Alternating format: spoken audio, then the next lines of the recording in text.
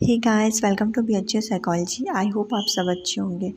आज हम इस वीडियो में बात करेंगे कि इस प्रैक्टिकल को लिखने का तरीका क्या होता है, कौन सा हेडिंग्स कहाँ होता है, कौन सा हेडिंग सेंट्रल हेडिंग होता है, कौन सा साइड हेडिंग्स होते हैं। क्योंकि बहुत सारे बच्चों के मन में कन्फ्यूज़न रहता है कि मैम हम कैसे प्रैक्टिकल लिखें, कौन सा हेडिंग्स कहाँ होता है।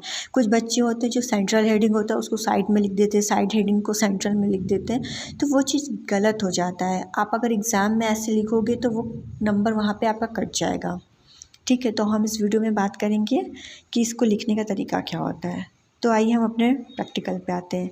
तो सबसे पहले जो होता है वो होता है प्रैक्टिकल नेम। सपोज़ आपका प्रैक्टिकल है सोशल कन्फर्मिटी, तो आप ऊपर हेडिंग डालेंगे प्रैक्टिकल नंबर 1 सोशल कन्फर्मिटी।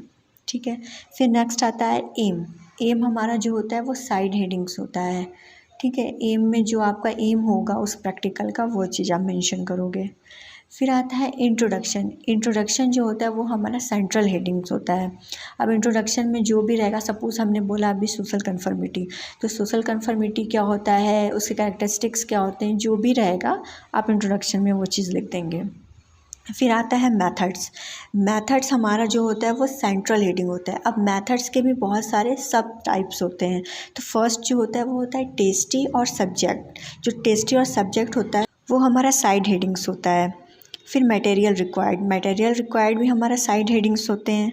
फिर प्रोसीजर। प्रोसीजर भी साइड हेडिंग्स होते हैं। फिर प्रिकॉशन। प्रिकॉशन भी हमारे साइड हेडिंग्स होते हैं।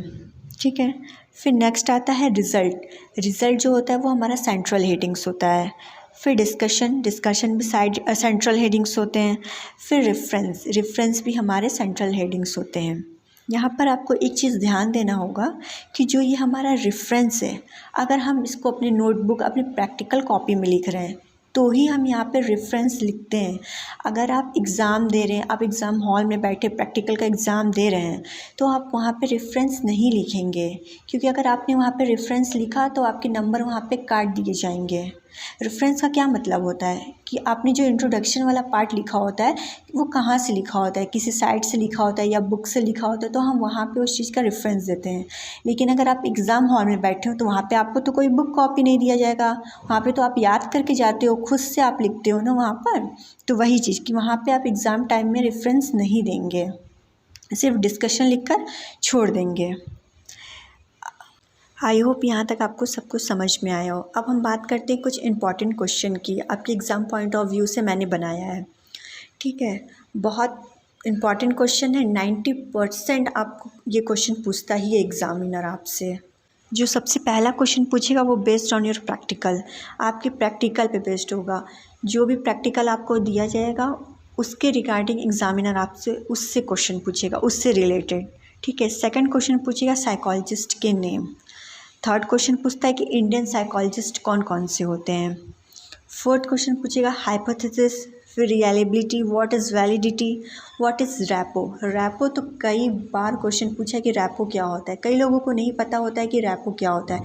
तो बेटा रैपो मतलब होता है संबंध, कनेक्शन, रिलेशनशिप। ठीक है, अगर आप क्वेश्चन आर कराते हो किसी सब्जेक्ट या टेस्टी से तो उसको तुरंत नहीं ना बोल देते हो कि यह मेरा क्वेश्चन आ रहा है आप इसको फिल कर दो, ऐसे बोलते हो नहीं ना। पहले आप उसको बुलाते हो या उसके पास जाते हो, उसके साथ एक संबंध इस्टेब्लिश करते हो, एक कनेक्शन बनाते हो, फिर ना बोलते हो कि ये क्वेश्चन आ रहा है आप इसको फिल कर दीजिए।